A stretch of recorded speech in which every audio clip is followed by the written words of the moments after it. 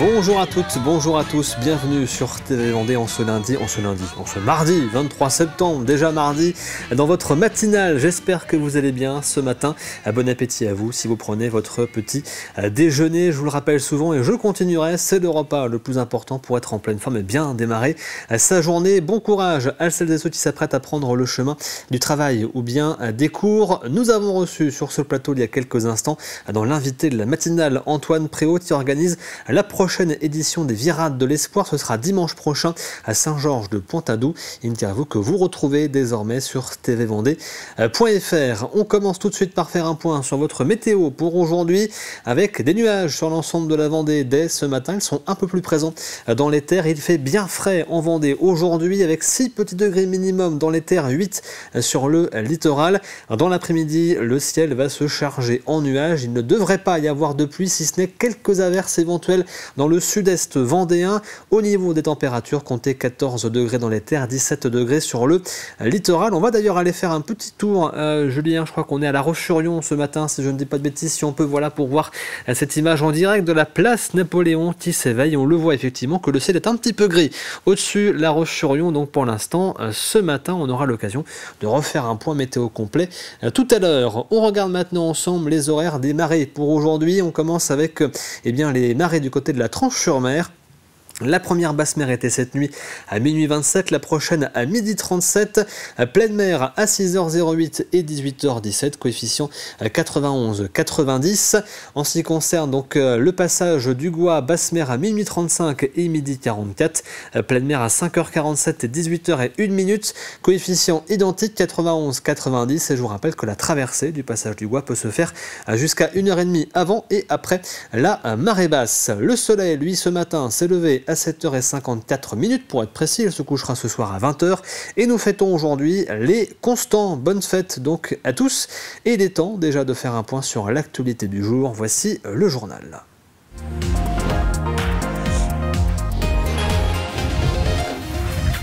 2 ans après une affaire ayant conduit le tribunal judiciaire des Sables d'Olonne à condamner 8 hommes impliqués dans un trafic de civelles, c'est désormais au tour du tribunal de La Roche-sur-Yon de juger une nouvelle affaire similaire. Hier, 10 prévenus devaient y comparaître pour un trafic cette fois dirigé vers l'Espagne, portant sur plus de 460 kilos de civelles. La civelle, ou l'avelin de Landy, est un poisson dont la population s'est effondrée ces 50 dernières années et dont la pêche est particulièrement réglementée. Les précisions de Florian Wozniak. Au cœur de cette affaire, 5 pêcheurs professionnels de Vendée et de Charente-Maritime, de la baie de l'Aiguillon, poursuivis pour trafic de civelles. Derrière cette dénomination se cachent en fait plusieurs infractions commises par les prévenus, notamment celle de falsifier des documents réalisés lors du traçage des pêches. C'est le cas par exemple par l'utilisation d'un stylo effaçable permettant une modification du poids définitif de la pêche après pesée.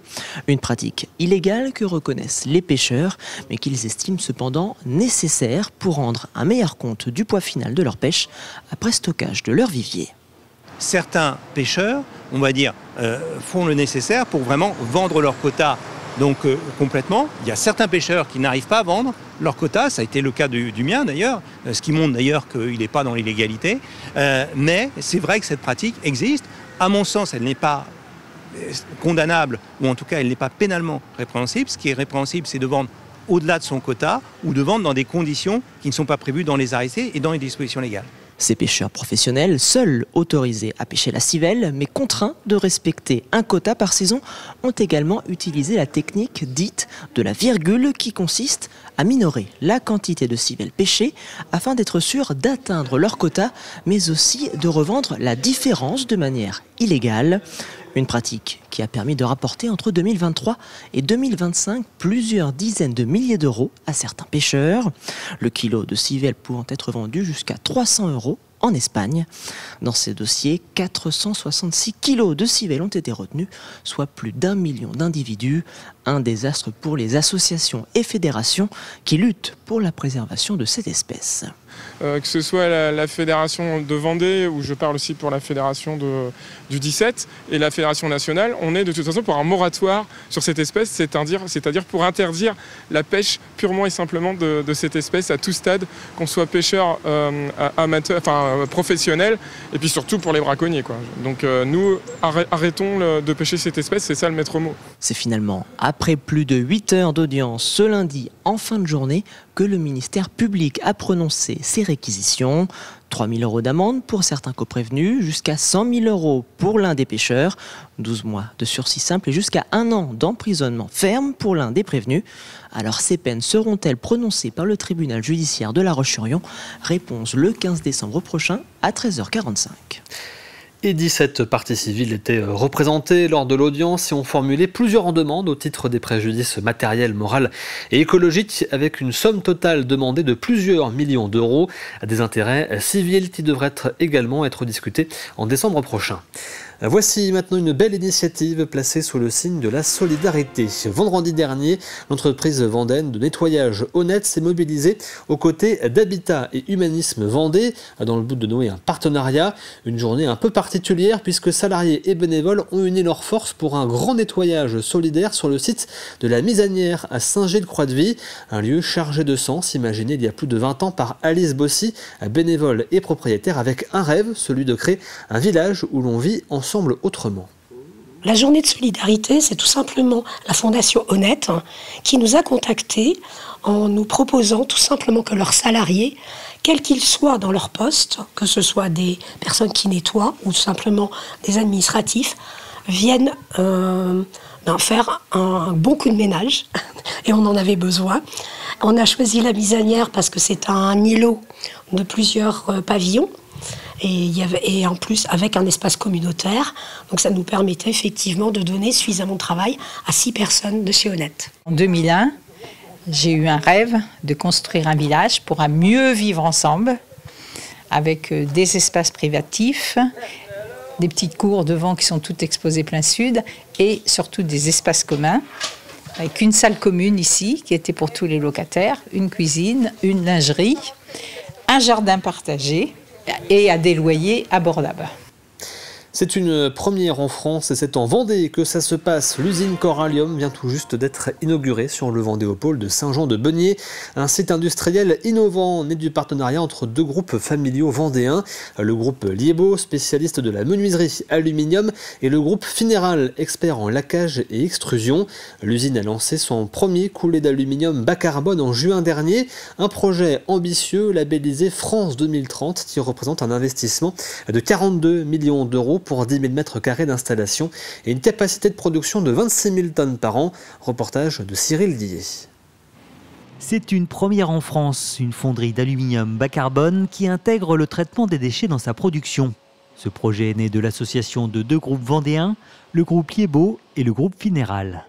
On s'est rendu compte que on avait des réflexions similaires. Et à un moment donné, entreprise familiale, vendéenne, partenaire de longue date, ça nous a paru évident de travailler ensemble. Le Grand Ouest étant la première région consommatrice d'aluminium de France et d'Europe, l'implantation de ce nouveau système qui associe fournisseurs, fabricants et recycleurs est une première. Nous rachetons des déchets sur le marché, plus nos chutes d'aluminium, dans le cas du groupe Liebo, les productions d'assemblage de menuiserie. Et nous, dans notre cas, les chutes d'extrusion qu'on appelle aluminium blanc. Nous, notre objectif a été de mettre en place un écosystème local avec des recycleurs pour capter ce déchet d'aluminium et être capable de le transformer, de le traiter dans la fonderie. Les chutes de production de menuiserie, les débris de démolition de fenêtres ou de vérandas sont amenés ici pour être triés avant de passer dans les fours. La fusion s'opère à une température de 1100 degrés. Ensuite, nous passons dans un four de transfert. On tombe à 750 degrés et à 750 degrés, on passe dans la table de coulée qui nous permet de former la billette. Des billettes avec une empreinte carbone parmi les plus faibles du marché, composées au minimum de 80% d'aluminium recyclé issu de déchets français. Ces billettes seront en partie réinjectées dans les chaînes de production des 2 groupes et revendues sur le marché notamment de l'industrie. Une véritable aubaine pour le territoire qui l'accueille. C'est la 7e entreprise qui s'installe depuis 2020 sur le Vendée-au-Pôle. Ce sont d'ores et déjà 200 emplois qui ont été créés sur le Vendée-au-Pôle de Saint-Jean-d'Hermine. Et à terme, avec les sessions en cours, ce seront 200 emplois supplémentaires à pourvoir d'ici quelques semaines et quelques mois. Corallium annonce la création de 60 emplois d'ici 2027, avec une production de 40 000 tonnes d'aluminium bas carbone par an. Depuis le 1er septembre dernier, Chantonnay s'est doté d'une antenne maison sport santé. Présentée officiellement ce lundi, cette nouvelle structure résulte d'un partenariat entre la communauté de communes du pays de Chantonnay et le comité départemental olympique et sportif. Objectif, accompagner chacun dans la reprise d'une activité physique ou sportive. L'antenne est ouverte le lundi matin au centre des 4 vents et à terme, elle aura vocation à être itinérante sur l'ensemble du territoire du pays de Chantonnay. Une maison sport santé, c'est vous venez, vous prenez rendez-vous, notamment effectivement c'est le lundi matin à Chantonnay, et vous venez, vous avez un bilan, vous avez d'abord une évaluation, on va voir un peu quelles sont vos problématiques, et du coup on va faire avec vous pendant à peu près 15 séances des remises en forme, voilà, pour pouvoir diriger la personne vers telle ou telle association qui pourrait correspondre à ses besoins et ses envies. Il y a 2 sortes de patientèle pour les maisons sport santé. Les gens qui ont envie de se remettre à la pratique d'activité physique et sportive, mais il y a aussi ceux qui sont atteints de pathologies et qui peuvent venir avec une ordonnance médicale pour voir quelles activités physiques ils pourraient faire dans le cadre de l'amélioration de leur santé. Après l'accueil des championnats de France en juin dernier, la ville des Herbiers va à nouveau vibrer au rythme du cyclisme avec le chrono des nations. La prochaine édition aura lieu le 19 octobre prochain pour ce qui est le dernier grand rendez-vous cycliste en Europe. Comme chaque année, la course sera accompagnée par la foire du chrono du 17 au 20 octobre avec près de 200 exposants et de nombreuses animations.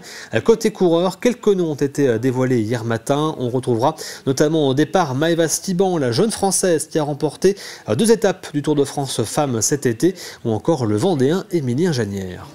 Émilien Janière qui sera là et qui est un véritable ambassadeur finalement des Herbiers, de la Vendée et du chrono des nations.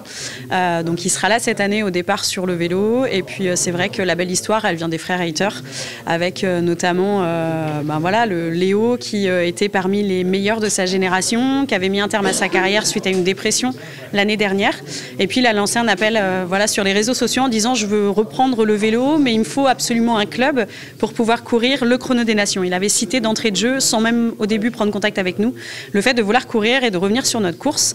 Et du coup, il a une équipe polonaise qui lui fait confiance, donc il sera là et il vient avec son frère qui n'est d'autre que le champion de Grande-Bretagne, Ethan Hayter. Donc voilà, c'est la belle histoire, on va dire, avec les frères Hayter sur le plateau élite.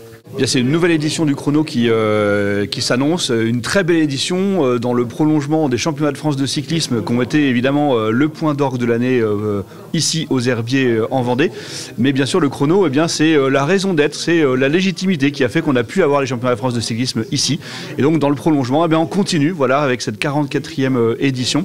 Une très belle édition qui s'annonce avec des coureurs confirmés, avec des coureurs plus jeunes aussi qui ont déjà un bon palmarès et qui vont taper dedans comme on dit vulgairement, mais ça va faire une course avec beaucoup d'intérêt et sans doute avec beaucoup de monde comme chaque année, puisque le chrono est très populaire et on a entre 20 et 30 000 personnes qui viennent chaque année.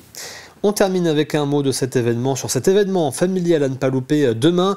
Dans le cadre de l'opération Tous en forêt, l'Office national des forêts vous invite à la découverte de la forêt domaniale de Mervan-Vouvant. Rendez-vous au Chêne Thor à Mervan pour cette visite à 14 h. À l'occasion de rencontrer les forestiers et d'échanger avec eux sur la biodiversité et la gestion de la forêt. C'est la fin de ce journal. On fait maintenant un rapide point sur votre météo pour aujourd'hui. On en parlait tout à l'heure. Les nuages sont donc au rendez-vous sur l'ensemble de la Vendée dès ce matin, un petit peu moins sur le littoral, et il fait particulièrement frais, comptez 6 petits degrés dans les terres, 8 donc sur la côte. Dans l'après-midi, le ciel va se charger encore un peu plus, quelques averses sont à prévoir dans le sud-est vendéen. Il fera encore relativement frais avec 14 degrés dans les terres et 17 degrés donc sur le littoral. On passe maintenant au plus de l'info du jour. Et le plus de l'info ce matin est consacré au musée d'art moderne et contemporain des Sables d'Olonne. Celui-ci s'apprête à fermer ses portes pour rentrer en travaux pour 3 ans. Fermeture prévue et début des travaux prévus donc à la fin de l'année. L'ensemble des œuvres sont donc en plein déménagement.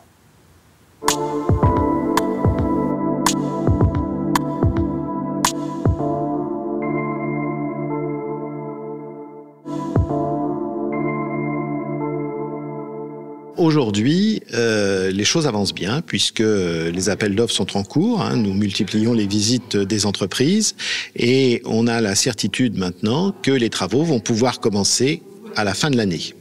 Les travaux vont commencer par une partie de démolition parce qu'il y a des cloisons qui vont être démolies, par d'écurage, mais à la fin de l'année, au début de l'année prochaine, les travaux du musée auront enfin commencé.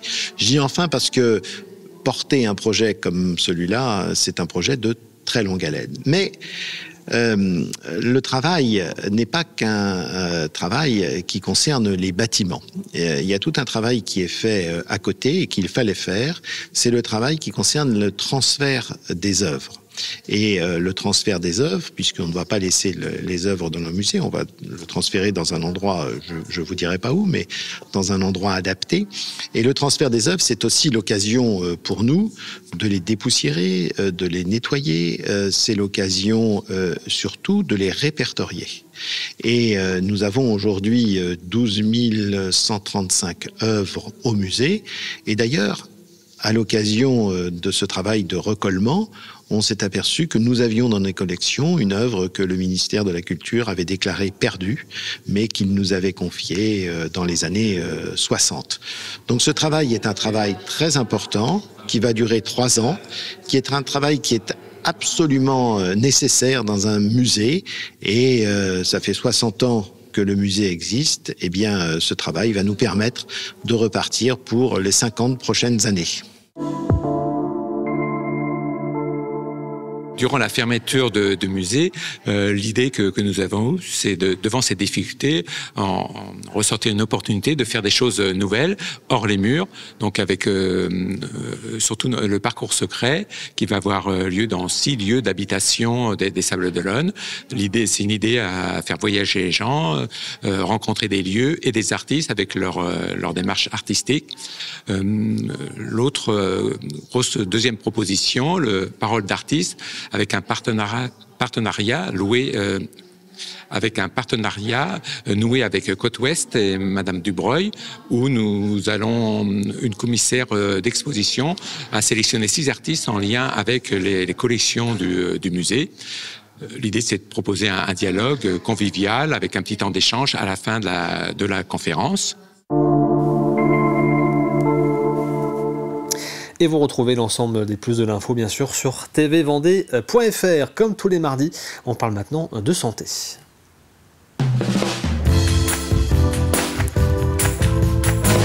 Et dans ce nouveau numéro de Hôpital Mode d'Emploi en collaboration avec les hôpitaux de Vendée, nous parlons ce matin de l'AVC, l'accident vasculaire cérébral, est une maladie neurologique qui se déclenche brutalement et parfois sans signe avant-coureur. Il faut savoir qu'il y a en France un AVC toutes les 4 minutes, près de 2000 AVC par an rien qu'en Vendée et environ 10 000 dans la région. C'est la 2e cause de mortalité en France. Alors en cas d'AVC, il est primordial d'agir vite. Plus la prise en charge intervient tôt, plus le patient pourra retrouver ses facultés. Et la prévention est bien sûr importante. Bouger, manger sainement, arrêter le tabac réduisent les risques d'AVC. Regardez.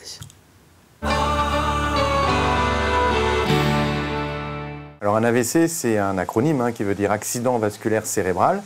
Donc par définition, c'est une perte d'une fonction neurologique, une perte de la force, de la sensibilité, de la parole, de la vision, souvent d'un seul côté, qui survient de manière brutale. Ça correspond en fait à, dans 80% des cas, à une artère du cerveau qui se bouche. Un caillot vient boucher l'artère qui apporte le sang dans ces zones-là du cerveau. L'artère étant bouchée, cette partie du cerveau n'est plus irriguée et les neurones meurent, ce qui entraîne les symptômes, les pertes de force, de sensibilité, comme j'ai évoqué. Et enfin, ça peut aussi être un AVC dit hémorragique, où là c'est du sang. Donc on a un hématome qui se crée dans le cerveau parce qu'une artère se rompt, une artère se déchire et un hématome se crée dans le cerveau.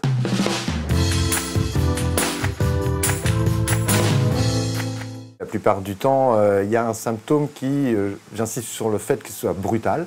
Donc on va perdre la force d'un côté en général, côté droit par exemple, avec le bras qui est paralysé, la jambe qui est paralysée, la bouche de travers. Le patient peut ne plus arriver à parler aussi, donc il n'arrive plus du tout à s'exprimer, mais peut continuer de comprendre. Il peut avoir des troubles de la vision, et les troubles de la sensibilité, où il ne sent pas bien son côté gauche ou son côté droit, ça dépend de la localisation de l'AVC. Ce sont les symptômes les plus fréquents.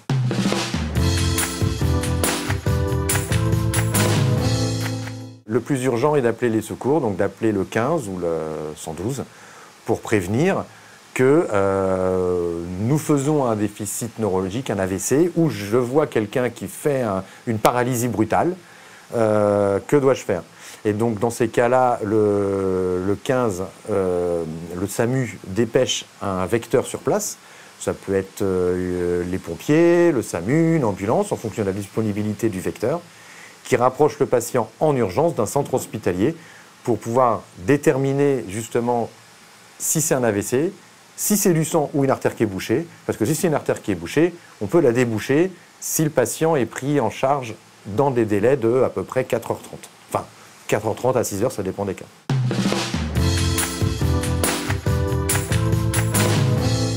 Il faut pouvoir agir sur tous les facteurs de risque vasculaire. C'est un ensemble de facteurs, en effet, que vous avez cités.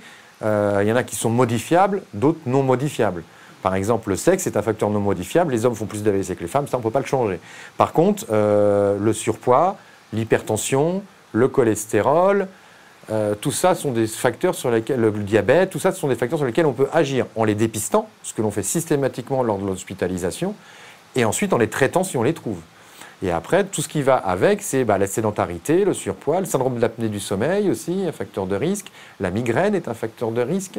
Après, il y a tout ce qui est contraception ou traitement hormonal qu'il faut revoir ou adapter au tableau vasculaire du patient. Donc on peut agir sur toutes ces choses-là, l'activité physique régulière. Alors l'alimentation, bien sûr, est très importante parce qu'elle intervient dans tout ce qui est diabète, cholestérol, hypertension. Donc il faut une alimentation variée, peu carnée, avec beaucoup de fibres, légumes et fruits, pas trop de sucre et puis pas des grosses quantités et à des heures de repas. Pas éviter les grignotages, ce genre de choses aussi régulièrement. Hôpital Mode d'Emploi, donc en collaboration avec les hôpitaux de Vendée. Et voici maintenant l'extrait du jour.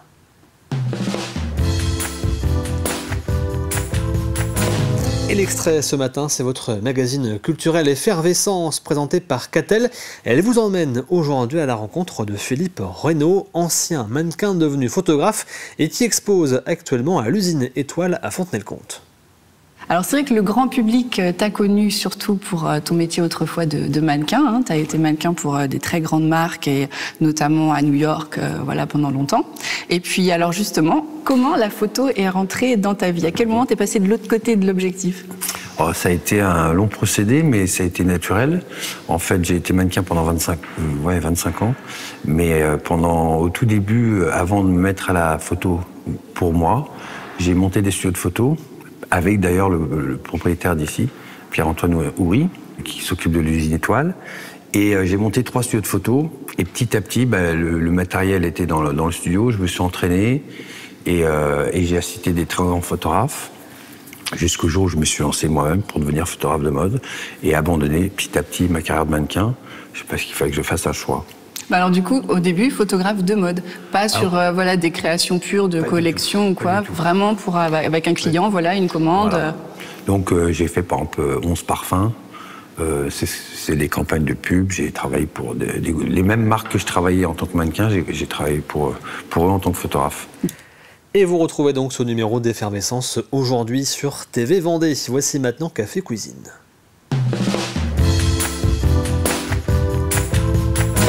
Et à gagner cette semaine dans Café Cuisine, je vous le rappelle, ce sont 2 places VIP, s'il vous plaît, 2 places VIP pour assister à l'Open de Vendée de tennis. Ce sera donc au Vendée Espace. Le tournoi commence dimanche prochain, le 28 septembre, et se terminera le 5 octobre. 2 places donc VIP pour la journée du lundi 29 septembre. Et pour espérer les gagner, il vous faut la réponse à la question que voici. Quelle est cette église du Sud Vendée en pleine restauration et qui a rouvert ses portes à l'occasion des Journées européennes du patrimoine? patrimoine. Je vous rappelle l'indice donné hier. Sa première pierre a été posée au début du XVe siècle. Voici l'indice du jour. Son clocher culmine à près de 80 mètres, ce qui en fait l'un des plus hauts de Vendée. Je répète, son clocher culmine à près de 80 mètres, ce qui en fait l'un des plus hauts de Vendée. Je vous rappelle bien sûr le principe. Rendez-vous sur tvvendée.fr et vous avez jusqu'à vendredi midi pour tenter votre chance dans la rubrique Le jeu de la matinale à gagner. Donc cette semaine, c'est 2 places VIP pour l'Open de Vendée de tennis pour la journée du lundi 29 septembre. C'est la fin de cette matinale. Merci à vous de l'avoir suivi. Je vous retrouve d'abord ce midi à 12h30 pour une nouvelle édition du journal. Et puis bien sûr, rendez-vous demain à partir de 7h pour une nouvelle édition de la matinale. Passez d'ici là une très bonne journée devant TV Vendée, bien évidemment. À plus tard.